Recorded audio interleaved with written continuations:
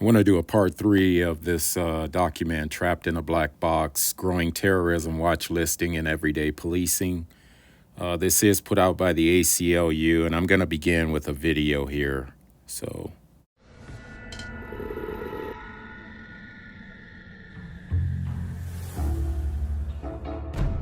the watch list, also known as the terrorist screening database, is used by U.S. intelligence agencies to nominate people as known or suspected terrorists. Over the past 15 years, the list has grown from a few thousand to more than 1 million names. But the most troubling fact is that leaked documents revealed that 40% of the names on the list had no established ties to recognized terrorist organizations. So why are these people on the list?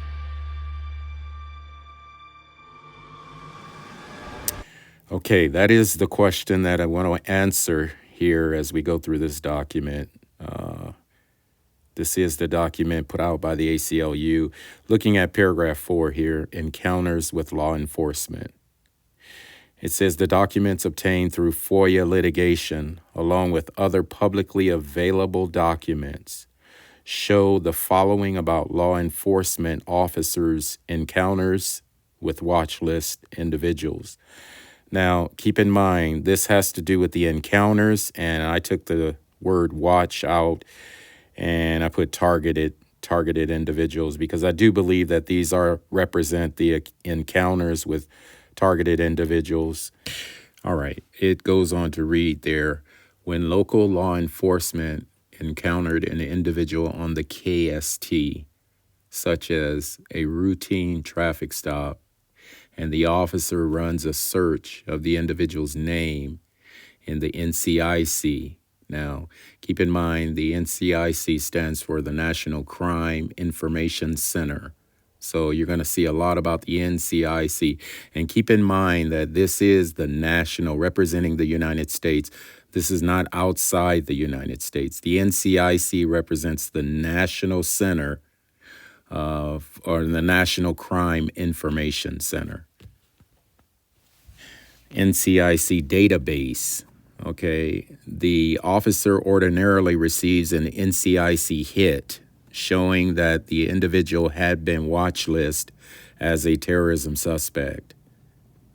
In the overwhelming majority of cases, an officer who encountered a watch list individual was not encountering a person with an outstanding arrest warrant. Instead, the individual was on the list for tracking and information gathering purposes only. So keep in mind that these individuals are on the list, the ones that are coming up for under the NCIC hit. They're on the list for tracking and information gathering purposes only. Goes on to read, although the TSC issued some standard advisory message to law enforcement officers on how to conduct these encounters, the disclosure of individuals' watch listing status to local law enforcement officers made the individuals vulnerable to intensified monitoring and investigative interests. So these individuals that are coming up on this NCIC, this hit, the notifications that come up for law enforcement, these individuals are suspect to, or they're vulnerable to, intensified monitoring and investigative interests. All right, these are people who are non-investigative individuals. We're talking about the non-investigative subjects on the KST file.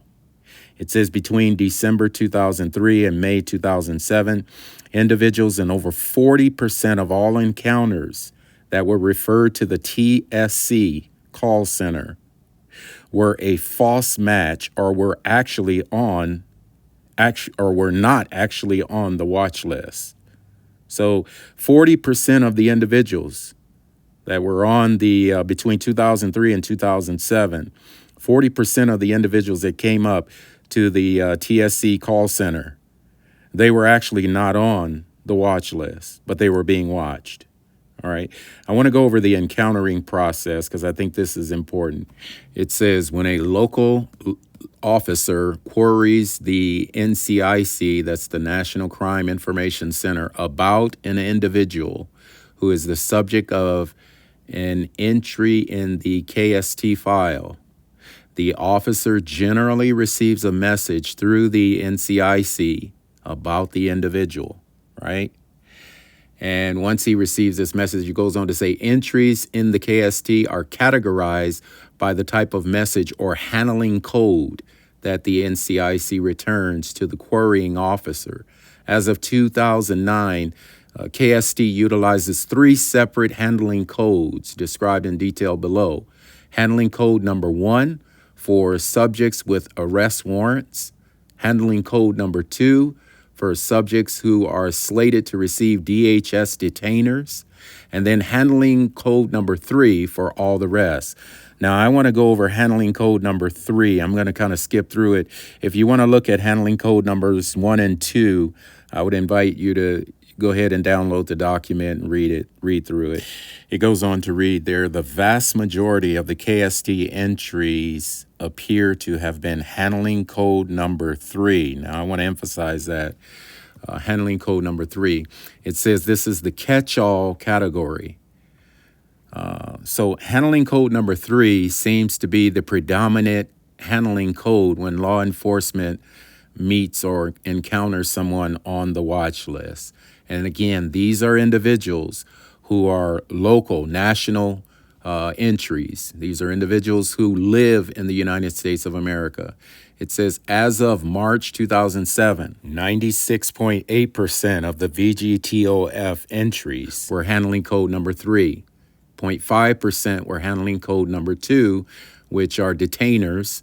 And then 2.1% were handling code number 1. They had arrest warrants.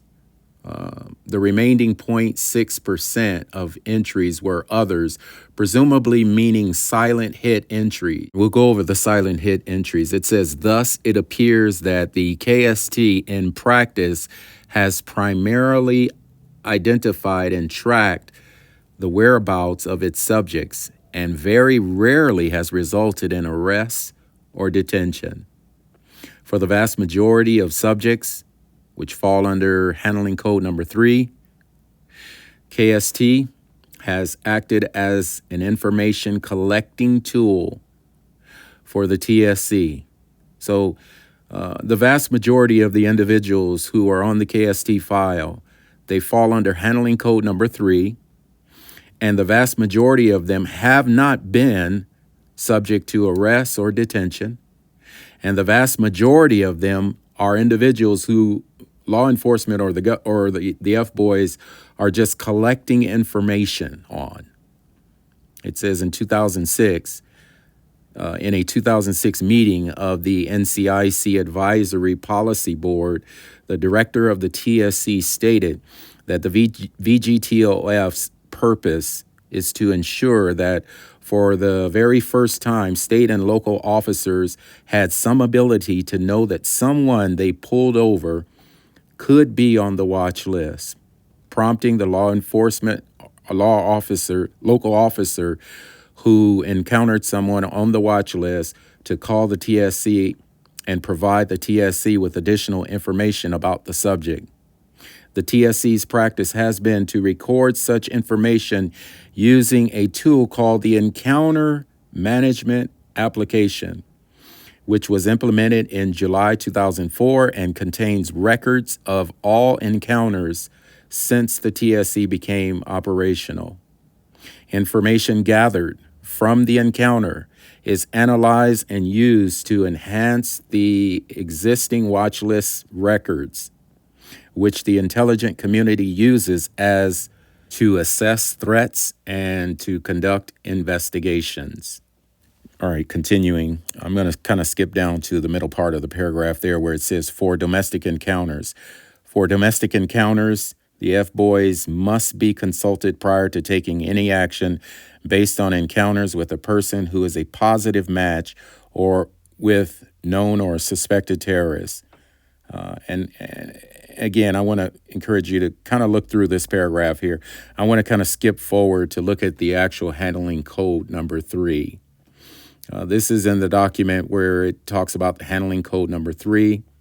It says, finally, handling code number 3 applies to all entries that are not categorized as handling codes 1 and 2 or silent hits. The text of the message for handling code 3 states, quote, now I want to kind of read through this kind of slowly here so that we can understand what this represents. Keep in mind, handling code number 3 represents about 98% of the individuals on the KST file. Law enforcement sensitive information. Do not advise the individual that they may be on a terrorist watch list. Contact the Terrorist Screening Center at 866 during this encounter.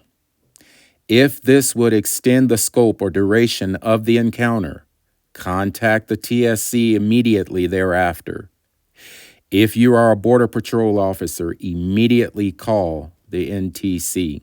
It goes on to read there, attempts to obtain sufficient identifying information during the encounter without otherwise extending the scope or duration of the encounter to assist the TSC in determining whether or not the name or the identifier you query belongs to an individual identified as having possible ties with terrorism. Do not detain or arrest this individual unless there is evidence of a violation of federal, state, or local statutes. Unauthorized disclosure is prohibited. Information that this individual may be on a terrorist watch list is property of the TSC and is a federal record provided for your agency that may not be disseminated or used in any proceeding without the advance authorization of the TSC. Now, it says at the bottom there, warning, approach with caution.